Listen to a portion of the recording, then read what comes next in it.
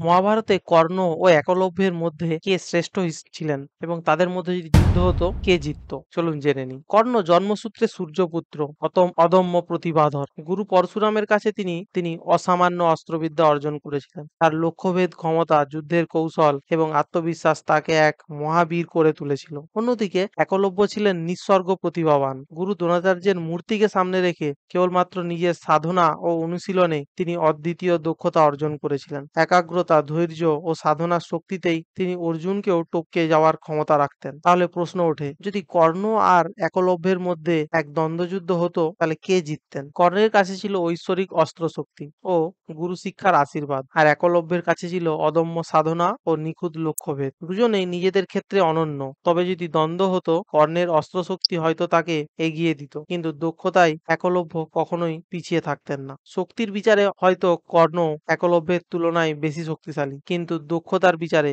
শিক্ষা গ্রহণের ক্ষেত্রে একলব্য সর্বদা এগিয়ে থাকবেন এক ছাত্র হিসাবে।